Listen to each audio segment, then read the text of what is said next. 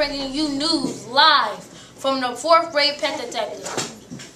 Today we'll be teaching you about the different types of animal abuse and how to care for your pet. Now let's hear from Agent JDB.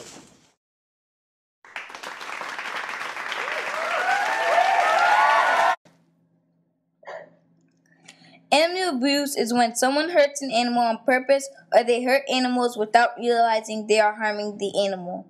Different types of abuse are neglect, hoarding, and direct abuse. Hoarding is when you have too many pets and can't take care of them all. This isn't good because it leads to more strays, spread of animal disease, starvation, it's unsanitary, and an unhealthy or uncomfortable place to live in. Police and animal control will get involved if reported. Neglect happens when you don't give your animal what it needs to live. Neglect looks like when you're not giving your animal food or water, not giving your animal shelter, not taking your pet to the vet, and not giving your animal proper exercise. Also, police and animal control will get involved if reported.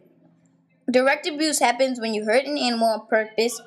Direct abuse looks like when you do dog fighting, physical abuse, and purposely neglecting or hurting your pet.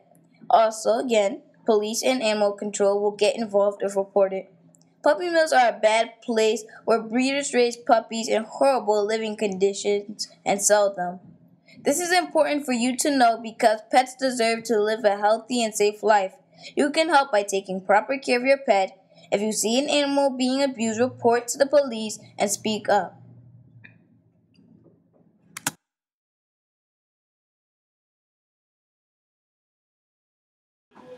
Thanks, Agent JDB. Now let's hear from Agent RG and Agent MA. Here are some tips about food. Be sure to know your pet's food diet and feeding schedule of your new pet. Get information from your veterinarian or pet store. Most animals need to be fed once or twice a day. Sometimes baby animals need to be fed more. Water. Make sure your pet has plenty of clean, fresh water. Your pet's water bowl should be clean once or twice a day. Shelter. If your pet spends a lot of time outdoors, make sure shelter is available at all times. Shelter keeps pets protected from the cold and rain in the winter and the harsh hot sun in the summer. Even if your pet spends most of the day outdoors, he or she should sleep indoors at night. This will protect him or her from cars, bad weather, and animals such as coyotes that can attack pets. Potty. All animals need a place where they can go to the bathroom unless you're able to trade them to use the toilet. Cats need a litter box, gerbils need a cage, and dogs need to go outside or in a special line area.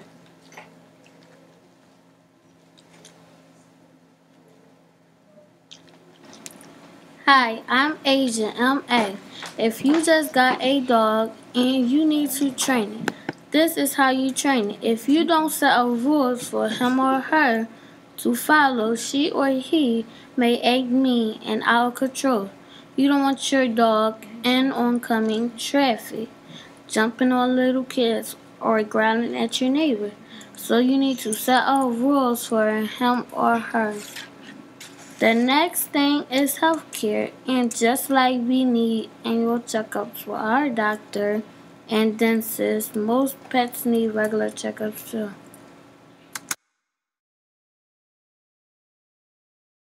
And now a word from our sponsors. Hi, we're the 4th grade pet detectives. I am Agent NH. I'm Agent JC. I am Agent MS. The 4th grade pet detectives are having a supply drive. Please bring in items that can be donated to local shelters. Local shelters care for animals that are homeless or safe from abuse. We are donating the supplies to Philly Paws Peace for Puppies so that they can donate to the local SPCA. We're collecting gentle use towel, small blankets, dish detergent, small animal toys, dry and wet food, leashes, water and food, and bleach. We are collecting them up now up to May 1st. Animals will benefit from our supply job because they have what they need for comfort and survival. Stay tuned as Agent ZN interviews our very own local hero, Miss Shaffy. I'm Agent ZN here with Miss Shaffy. She is an art teacher at Penn Elementary School, and I'll be interviewing her today. Tell us about the day you saved the cat.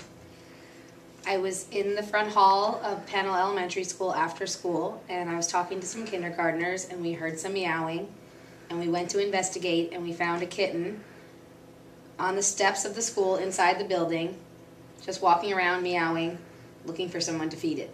So I picked it up. Okay. What happened once you left the school? I took the kitten around the neighborhood trying to see if anyone recognized it, to see if it belonged to someone. And that's when I noticed that it had a lot of fleas and that it also had a very protruding belly. His belly was big even though he was a small kitten. Actually, it was a she. And I realized that must mean that she has lots of worms, so she's not being well cared for. So I looked around for a little while. Nobody recognized the kitten. I knocked on some doors. And then I decided that I was going to have to be the one to save the kitten. And I asked a bunch of teachers if they wanted a kitten.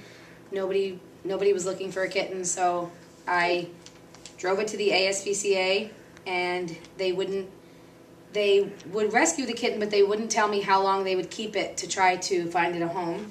They said that depending on how much room they had, they would either euthanize the kitten if there was no room or adopt it out and take good care of it if there was enough room, but they wouldn't tell me if they had room.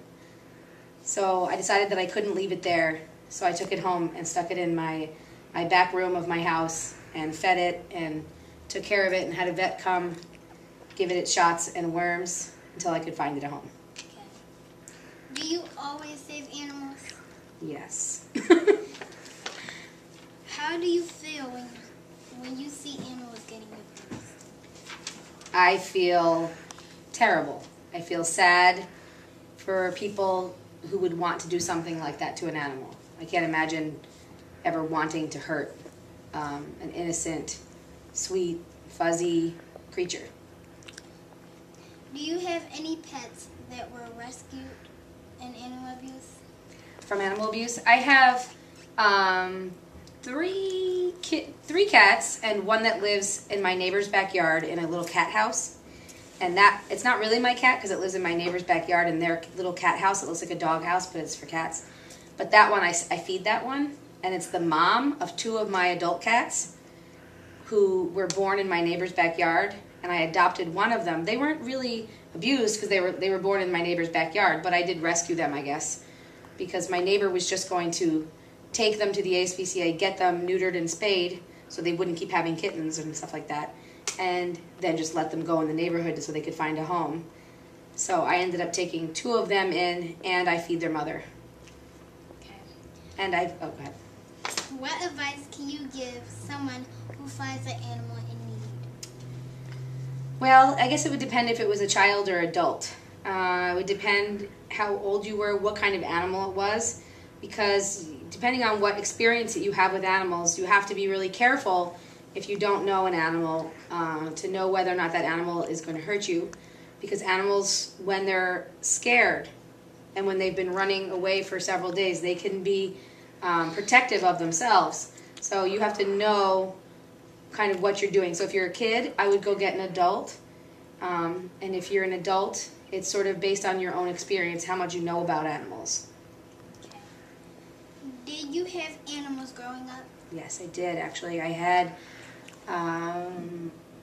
2 cats, 2 dogs, 2 horses, 17 goldfish, a guinea pig.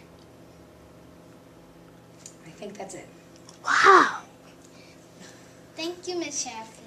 You're welcome. For more information, visit our blog, 4th Grade Pet. Thank you for tuning in to news from the 4th Grade Pet Detectives. For more information on how you can help prevent animal abuse, visit our blog at www.4thgradepetdetectives.blogspot.com.